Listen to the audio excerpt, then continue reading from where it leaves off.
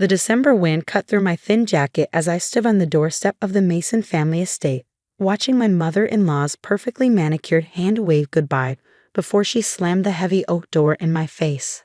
I placed one hand protectively over my growing belly, trying to process how quickly everything had fallen apart. My name is Emma Chen, and at 28 years old, I found myself pregnant, alone, and locked out of what had been my home for the past 3 years. But Victoria Mason had no idea what she'd just done, or who she was really dealing with. "You'll thank me for this later, James," I heard her say through the door to my husband. "She was never good enough for you. No connections, no family money, just some scholarship girl who got lucky." I waited for James to defend me, to say something. Anything.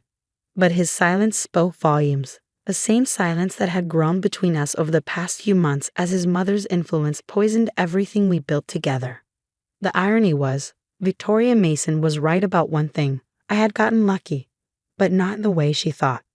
3 years ago, I was a software engineer fresh out of MIT, working on an AI algorithm that could revolutionize supply chain management.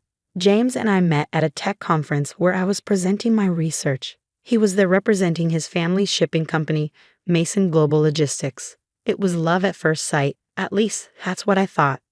The wedding was rushed, small, intimate. Victoria never approved, but James had insisted. "We don't need their blessing," he'd said back then. "We just need each other." Those words felt hollow now as I stood in the cold, watching my breath form clouds in the frigid air. What Victoria didn't know was that for the past year, I'd been building something in secret, something that would change everything. The algorithm I'd been developing wasn't just theoretical anymore, it was ready. And while Victoria was busy planning charity galas and criticizing my common background, I'd been quietly meeting with investors, securing patents, and laying the groundwork for my own company. I pulled out my phone, my fingers trembling slightly from both cold and adrenaline, and dialed the one person I knew I could count on. "Maya, it's happening." They kicked me out. Maya Chen, my older sister and brilliant corporate lawyer, didn't miss a beat. "I'm on my way. The apartment is ready. Time to launch Plan B." I could hear her grabbing her keys, the determination in her voice giving me strength. Maya had always been my rock, especially after we lost our parents in the accident 10 years ago. She was the one who had encouraged me to keep working on my algorithm even after I married James. "Never put all your eggs in one basket, little sister," she'd warned me, especially not a golden one. As I waited for Maya, I thought about the last conversation I'd had with James earlier that morning. He found the prenatal vitamins in my drawer, and instead of being happy about the baby, he looked worried. "Did you plan this?" he'd asked, his voice tight. "Is this some kind of trap?" The accusation had stunned me. Trap? "James, we're married. We talked about having children." "Mother thinks the timing is suspicious," he'd said, running his hands through his hair. "With the company's merger coming up." I should have seen it then, how deeply his mother's paranoia had infected him. How the sweet, supportive man I'd married had become just another puppet in Victoria Mason's grand plan for her family's dynasty. Maya's sleek black Tesla pulled up to the curb, and she jumped out, wrapping me in a fierce hug. "Those pretentious snobs," she muttered, helping me with my bags. "Just wait until they see what's coming." As we drove away from the Mason estate, I felt a strange sense of calm settle over me. Victoria thought she was protecting her family's empire by getting rid of me. She had no idea she'd just set in motion exactly what I'd been waiting for.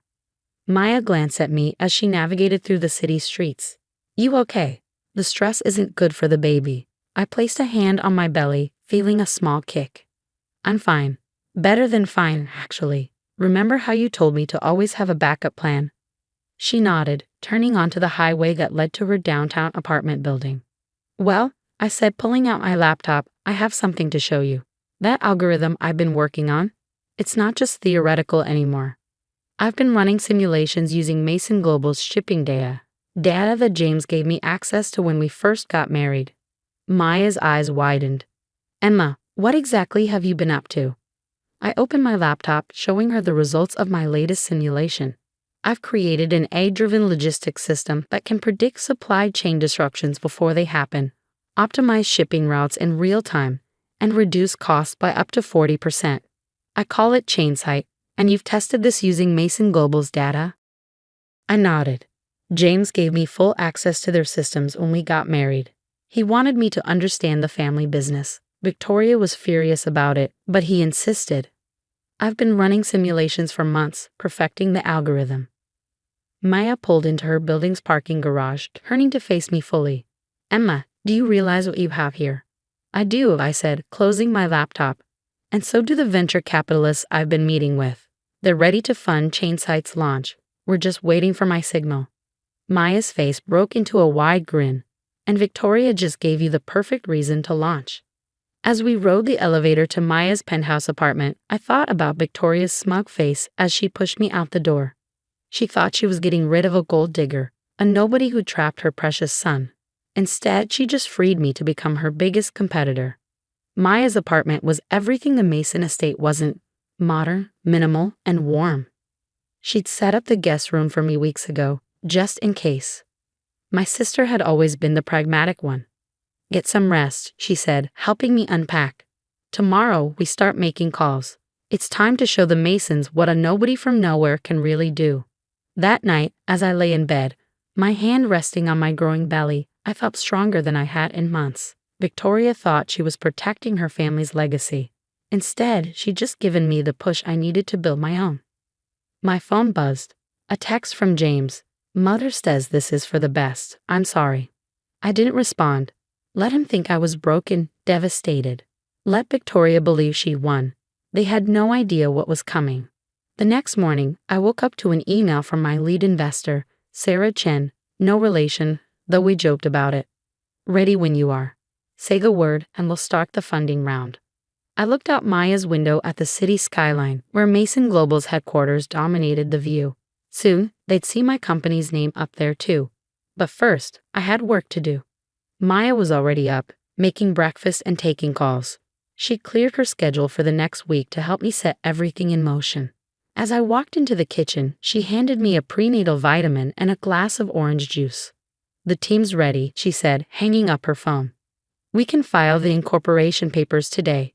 You're sure about this? I took the vitamin, thinking about James' accusation yesterday. Had I planned this? Not exactly. But I'd been prepared for it, thanks to Maya's constant warnings and my own instincts. Unsure, I said, pulling out my laptop. Victoria wants a war. Let's give her one.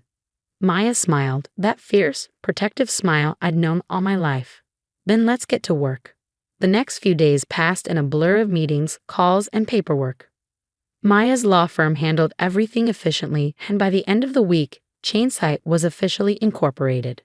The initial funding round was oversubscribed. It seemed every investor in town wanted a piece of what we were building. James tried calling several times, but I let everything go to voicemail. His messages grew increasingly anxious as news of Chainsite's incorporation spread through the business community. Emma, what are you doing? His last message demanded. Mother's furious. She says you stole company secrets. We could sue you for this. I played the message for Maya, who just laughed. Let them try. Every bit of data you used was legally accessed with full permission. We have James's emails proving it. She was right, of course. I documented everything meticulously, knowing this day might come. Victoria Mason hadn't raised an idiot for a son. She just never expected his wife to be smarter than he was. As I ended part one of my story here, I was just getting started. Victoria Mason thought she'd taught me a lesson about knowing my place. Instead, she'd given me exactly what I needed. Freedom to build something that would change everything. Not just for me and my baby, but for the entire industry she thought she controlled. The real question was, what would happen when she realized exactly what she'd done? 6 months after Victoria Mason slammed her door in my face, I stood in front of a packed conference room at the National Logistics Convention. My hand rested on my now visible baby bump as I prepared to demonstrate Chainsite to the industry's biggest players. The irony wasn't lost on me that Mason Global's leadership team sat in the front row, Victoria and James among them. Victoria's face was set in its usual mask of cold disdain, but I could see the tension in her jaw. James just looked pale. Ladies and gentlemen, I began, my voice steady despite the flutter of movement in my belly. What you're about to see will revolutionize how we think about supply chain management. As I launched into the demonstration, showing real-time optimization of shipping routes and predictive analytics that could save companies millions. I watched Victoria's expression shift from dismissive to concerned. By the time I showed the cost-saving projections, she was gripping her armrest so tightly her knuckles had turned white. The past 6 months had been intense. Maya and I had worked around the clock, building the company from her penthouse apartment. Our team grew quickly, brilliant engineers and developers who believed in the vision. The pregnancy hadn't been easy, but every kick from my baby felt like a reminder of why I was doing this. Victoria had tried everything to stop us. First came the cease and desist letters, claiming I'd stolen proprietary information. Maya's legal team shut that down quickly, producing documentation of every permission James had given me to access their systems. Then came the whisper campaign, rumors about my character, my background, suggestions that I was unstable. But Victoria had underestimated how much the industry was ready for change. Chainsight's early trials with smaller shipping companies had produced results that couldn't be ignored. "Any questions?" I asked as I concluded the presentation. The room erupted with raised hands, but Victoria was already on her feet. "This is nothing but smoke and mirrors," she announced, her voice sharp. "Ms. Chen claims her system can reduce costs by 40%, but where's the proof? Mason Global has been in this industry for generations. We know what's possible and what isn't." I smiled, having anticipated this moment. "Excellent question, Mrs. Mason. Perhaps your son can help answer it, since he's seen the system in action." All eyes turned to James, who looked like he wanted to disappear. He knew exactly what I was referring to. The trial runs I'd done using Mason Global's data, the ones he'd enthusiastically approved before his mother poisoned everything. I don't know what you're talking about," he stammered, but his face betrayed him. "Really?" I pulled up a series of emails on the screen behind me. "Because according to these messages, you were quite impressed with the initial results. In fact, you called them revolutionary and suggested implementing them company-wide." Victoria's face turned scarlet. The emails were damning, not just for their content, but because they proved every accusation she'd made about me stealing company secrets was false. James had been my biggest supporter right up until she turned him against me. After the presentation, investors swarmed around me. Maya handled most of them, her legal expertise proving invaluable as we fielded partnership offers and investment proposals. I noticed James hovering at the edge of the crowd, looking lost. Finally, he approached me as the room began to clear. Victoria was nowhere in sight. "Emma," he said quietly, "can we talk?" I looked at him, really looked at him, for the first time in months. The man I'd fallen in love with seemed smaller somehow, diminished. "About what, James? About how you let your mother kick out your pregnant wife? Or about how you've spent the last 6 months trying to destroy what I've built?" He flinched. "I didn't know about the baby, about any of it." Mother said. "That's the problem." I cut him off. Mother said. "Mother thinks. Mother knows best. When was the last time you thought for yourself?" "The company's stock dropped 15% after your presentation," he said, changing tactics.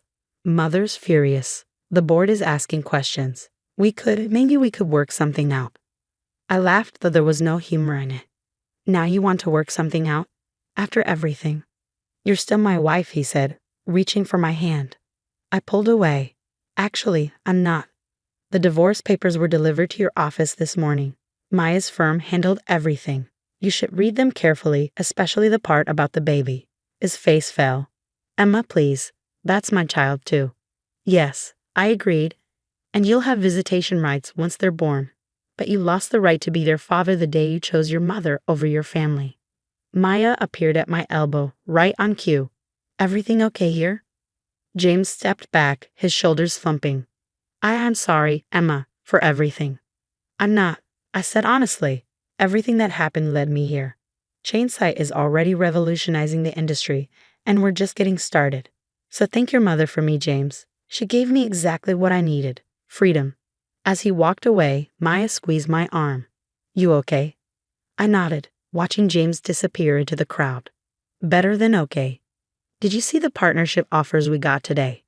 6 major shipping companies want to implement Chainsight immediately," Maya confirmed. "And that's just the beginning. Victoria's worst nightmare is coming true. You're not just competing with Mason Global. You're going to surpass them." 2 weeks later, I sat in my new office, reviewing the latest performance reports. Chainsight was growing faster than even our most optimistic projections had predicted.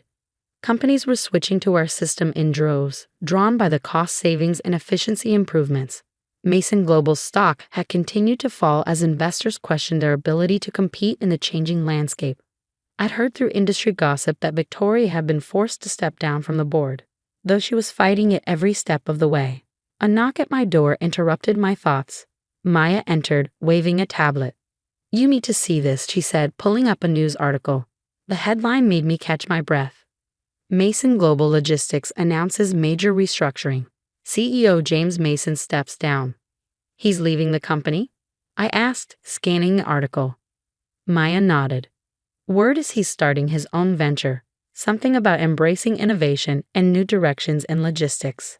I sat back, absently rubbing my belly where the baby was kicking. His mother must be beside herself. Oh, she is, Maya grinned. But that's not all. Look at the last paragraph. I read it and felt a strange mix of emotions. In a surprising move, James Mason has expressed interest in potential collaborations with emerging industry leaders, specifically citing Chainsight's revolutionary approach to supply chain management. What do you think? Maya asked. Should we hear him out?